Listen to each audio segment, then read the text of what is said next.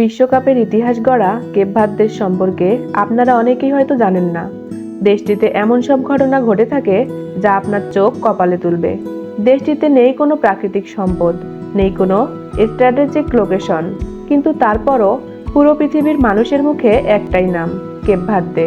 Cape Verde football পরাশক্তি ও সাবেক বিশ্ব চ্যাম্পিয়ন স্পেন এবং উরুগুয়েকে 2026 বিশ্বকাপে রুখে দিয়ে ম্যাচ ড্র করে পুরো ফুটবল বিশ্বকে তাক লাগিয়ে দেওয়া এক ছোট্ট দেশ।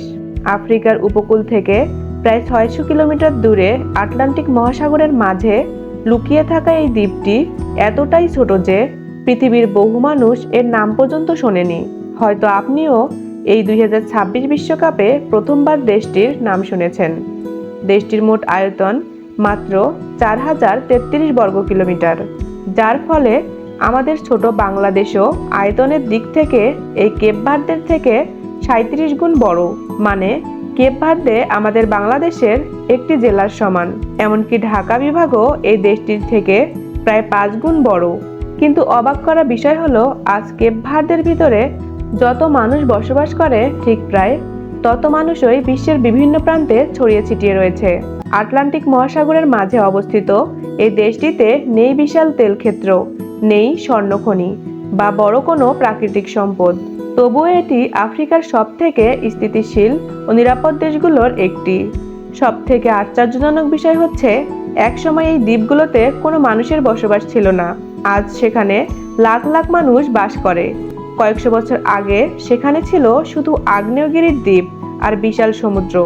1456 সালের পর্তুগিজ নাবিকরা প্রথম এই দ্বীপগুলো আবিষ্কার করার পর এখানে ধীরে ধীরে বসতি স্থাপন শুরু হয়। কিন্তু খুব দ্রুত কেপ ভার্দে আটলান্টিক দাস বাণিজ্যের অন্যতম গুরুত্বপূর্ণ কেন্দ্র হিসেবে পরিচিতি পায়। আফ্রিকার বিভিন্ন অঞ্চল থেকে মানুষ ধরে এনে এখানে জড়ো করা হতো এবং তারপর জাহাজে করে তাদের দাস হিসেবে পাঠিয়ে দেওয়া হতো আমেরিকায়। আজকের এই শান্ত ও পর্যটন কেন্দ্রিক দেশটির অতীতে যেমন লুকিয়ে আছে অন্ধকার ইতিহাস, তেমনি প্রকৃতিও ছিল এর সবথেকে বড় শত্রু। এখানে বৃষ্টি খুবই কম হতো এবং অনেক দ্বীপে মিঠা পানির তীব্র সংকট ছিল। ইতিহাসে একাধিকবার ভয়াবহ দুর্ভিক্ষ দেখা দেওয়ায় হাজার হাজার মানুষ মারা যায় এবং বেঁচে থাকার জন্য অসংখ্য মানুষ দেশ ছেড়ে বিদেশে পাড়ি জমায়। সেখান থেকে জন্ম নেয় একটি অদ্ভুত বাস্তবতা, যার কারণে আজ পৃথিবীর বিভিন্ন দেশে থাকা কেপ ভার্দের জনসংখ্যা দেশের ভিতরের জনসংখ্যার প্রায় সমান। কিন্তু যে দেশ একসময় জনশূন্য ছিল, দাস বাণিজ্যের কেন্দ্র ছিল এবং বারবার দুর্ভিক্ষ দেখা দিত, সেই দেশ আজ কিভাবে আফ্রিকার অন্যতম সফল স্থিতিশীল গণতান্ত্রিক রাষ্ট্র হয়ে উঠল? কিভাবে 1975 সালে পর্তুগালের কাছ থেকে স্বাধীনতা লাভ করে? স্বাধীনতার পর আফ্রিকার অনেক দেশে সামরিক অভ্যুত্থান, গৃহযুদ্ধ ও রাজনৈতিক অস্থিরতা দেখা গেলেও কেপ ভার্দে সেই পথ থেকে অনেকটাই দূরে ছিল। আজ দেশটিকে আফ্রিকার সবচেয়ে স্থিতিশীল গণতান্ত্রিক দেশগুলোর একটি হিসেবে ধরা হয়। কিন্তু অবাক করা বিষয় হলো, দেশটিতে স্থায়ী কোনো নদী নেই। তবুও প্রাক-আধুনিক প্রযুক্তি ব্যবহার করে তারা পানি সংকট মোকাবেলা করছে। এখন অনেক এলাকায় সমুদ্রের পানি বিশুদ্ধ করে পানীয় জল তৈরি করা হয়। দেশটির অর্থনীতির সবচেয়ে বড় ভরসা হলো পর্যটন। প্রতি বছর লাখ লাখ পর্যটক এখানে আসে। অনেক সময় পর্যটকদের সংখ্যা দেশের মোট জনসংখ্যার কাছাকাছি পৌঁছে যায়। সুন্দর সৈকত, আগ্নেয়গিরি, পাহাড় আর মনোরম আবহাওয়াই কেপ ভার্দেকে পর্যটকের কাছে জনপ্রিয় করে তুলেছে। আরেকটি অবাক করা তথ্য হলো, দেশের অর্থনীতিতে প্রবাসীদের অবদান বিশাল। আমেরিকা, পর্তুগাল, ফ্রান্স, নেদারল্যান্ড সহ বিভিন্ন দেশে থাকা কেপ ভার্দিয়ানরা প্রতি বছর বিপুল পরিমাণ অর্থ দেশে পাঠায়। অনেক অর্থনীতিবিদ মনে করেন এই প্রবাসী আয় দেশটির উন্নয়নের অন্যতম প্রধান কারণ। তবে কেপ ভার্দের সবচেয়ে বড় শক্তি তেল, গ্যাস বা খনিজ সম্পদ নয়। তাদের সবচেয়ে বড় শক্তি হলো রাজনৈতিক স্থিতিশীলতা এবং শিক্ষা। আর এ কারণেই প্রাকৃতিক সম্পদে দরিদ্র হওয়া সত্ত্বেও দেশটি আফ্রিকার অনেক দেশের চেয়ে উন্নত জীবনযাত্রা গড়ে তুলতে পেরেছে। কিন্তু প্রশ্ন হলো, যে দেশের কোনো প্রাকৃতিক সম্পদ নেই, সে দেশের মানুষ আসলে কতটা ভালো জীবনযাপন করে? ধর্ম কি? অপরাধ কতটা? মেয়েদের স্বাধীনতা কেমন? আর বাংলাদেশিদের জন্য সেখানে কোনো কাজের সুযোগ আছে কিনা? চলুন সেই বিষয়গুলো আলোচনা করা যাক। কেপ ভার্দের বর্তমান জনসংখ্যা মাত্র 6 লাখ, অর্থাৎ বাংলাদেশের অনেক জেলার জনসংখ্যাও এর চেয়ে বেশি। তবে ছোট দেশ হলেও জীবনযাত্রার মান আফ্রিকার অন্য দেশের তুলনায় ভালো। ধর্মের দিক থেকে দেশটির প্রায় 90% মানুষ খ্রিস্টান, তবে ধর্মীয় সহনশীলতার জন্য দেশটি বেশ জনপ্রিয়। বিভিন্ন ধর্ম ও সংস্কৃতির মানুষ এখানে তুলনামূলক শান্তিপূর্ণভাবে বসবাস করে।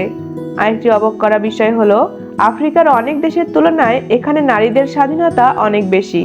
মেয়েরা শিক্ষা, চাকরি এবং রাজনীতিতে সক্রিয়ভাবে অংশগ্রহণ করে। একজন পর্যটক হিসেবে আপনি খুব সহজেই একা চলাফেরা করা নারীদের দেখতে পাবেন। নিরাপত্তার দিক থেকে কেপ ভার্দে আফ্রিকার অন্যতম ভালো দেশ হিসেবে পরিচিত। অবশ্য চুরি ছিনতাইয়ের মতো ছোটখাটো অপরাধ এখানে হয়, তবে গৃহযুদ্ধ, সন্ত্রাসবাদ বা বড় কোনো ধরনের রাজনৈতিক সহিংসতা এখানে খুবই বিরল। এই কারণে অনেক পর্যটক আফ্রিকা ভ্রমণের জন্য দেশটিকে নিরাপদ বিকল্প হিসেবে বেছে নেয়। কিন্তু সবকিছুই যে নিখুঁত তা নয়। এই দেশটিতে বেকারত্ব একটা বড় সমস্যা। অনেক তরুণ ভালো চাকরির আশায় ইউরোপ বা আমেরিকায় চলে যায়। এ কারণে আজও দেশের বাইরে থাকা কেপ ভার্দিয়ানদের সংখ্যা অনেক বেশি। সবচেয়ে মজার বিষয় হলো আফ্রিকার অনেক মানুষ ইউরোপে যাওয়ার স্বপ্ন দেখে, আর কেপ ভার্দের অনেক মানুষের আত্মীয় স্বজন ইতিমধ্যেই ইউরোপ বা আমেরিকায় বসবাস করছে। ফলে বিদেশে যাওয়া এখানে খুবই সাধারণ ব্যাপার। এখন প্রশ্ন হচ্ছে, আফ্রিকার মাঝখানে অবস্থিত না হয়েও কেন কেপ ভার্দেকে আফ্রিকার অন্যতম সফল দেশ বলা হয়? কেন পর্যটকরা বারবার এ দেশে ফিরে আসে? আর বাংলাদেশ থেকে কেউ সেখানে যেতে চাইলে তার জন্য কি সুযোগ বা চ্যালেঞ্জ অপেক্ষা করছে, সেটি এখন জানবো। কেপ ভার্দে হয়তো আফ্রিকার সবচেয়ে ধনী দেশ নয়, কিন্তু অনেক বিশেষজ্ঞের মতে আফ্রিকার সবচেয়ে সফল ছোট দেশগুলোর একটি হলো কেপ ভার্দে। কারণ দেশটির নেই বিশাল তেল ক্ষেত্র, নেই স্বর্ণ, নেই কোনো বড় প্রাকৃতিক সম্পদ। তবুও তারা শিক্ষা, পর্যটক এবং সুশাসনের মাধ্যমে নিজেদের অবস্থান তৈরি করেছে। প্রতি বছর ইউরোপের বিভিন্ন দেশ থেকে বিপুল সংখ্যক পর্যটক বেড়াতে আসে এই দেশে, বিশেষ করে শীতকালে। যখন ইউরোপে প্রচণ্ড ঠান্ডা থাকে, তখন অনেক পর্যটক রোদ, সমুদ্র সৈকত এবং উষ্ণ আবহাওয়ার খোঁজে এখানে ছুটে আসে। এ পর্যটন খাত হলো দেশটির অর্থনীতির অন্যতম প্রধান চালিকা শক্তি। বাংলাদেশিদের জন্য কেপ ভার্দে খুব পরিচিত গন্তব্য না হলেও পর্যটন, হোটেল, রেস্টুরেন্ট এবং সেবামূলক খাতে কাজের সুযোগ মাঝে মাঝে তৈরি হয়। তবে ইউরোপ বা মধ্যপ্রাচ্যের তুলনায় সুযোগের সংখ্যা অনেক কম। তাই কাজের উদ্দেশ্যে যাওয়ার আগে ভালোভাবে যাচাই বাছাই করা অত্যন্ত গুরুত্বপূর্ণ। সবচেয়ে আশ্চর্যের বিষয় হলো যে দ্বীপগুলো একসময় সম্পূর্ণ জনশূন্য ছিল, আর সেগুলো আফ্রিকার অন্যতম গতিশীল গণতান্ত্রিক রাষ্ট্রের আবাসস্থল। যে দেশ একসময় দাস বাণিজ্যের একটি গুরুত্বপূর্ণ কেন্দ্র ছিল, আর আজ সেই দেশ পর্যটকদের স্বর্গ হিসেবে পরিচিত। যে দেশ বারবার খরা এবং দুর্ভিক্ষের শিকার হয়েছে, আজ সেই দেশ আফ্রিকার অনেক বড় দেশের তুলনায় বেশি স্থিতিশীল এবং নিরাপদ। কেপ ভার্দের গল্প আমাদের একটি গুরুত্বপূর্ণ শিক্ষা দেয়। একটি দেশের উন্নতির জন্য শুধু তেল, গ্যাস বা বিশাল প্রাকৃতিক সম্পদ যথেষ্ট নয়। সুশাসন, শিক্ষা, রাজনৈতিক স্থিতিশীলতা এবং মানুষের পরিশ্রমও একটি দেশকে অনেক দূরে এগিয়ে নিয়ে যেতে পারে। মাত্র কয়েকটি ছোট দ্বীপ নিয়ে গঠিত এই দেশটি হয়তো পৃথিবীর সবচেয়ে বিখ্যাত দেশ নয়, কিন্তু এর ইতিহাস, সংগ্রাম, সাফল্যের গল্প নিঃসন্দেহে অসাধারণ। আর সেই কারণেই কেপ ভার্দেকে অনেকে আফ্রিকার হিডেন জেম বা লোগোনো রত্ন বলে অভিহিত করেন। ফুটবল মাঠে জায়ান্ট কিলার এই রহস্যময় দেশ সম্পর্কে আপনি কি আগে জানতেন? জানলে কমেন্ট করে অবশ্যই জানাবেন।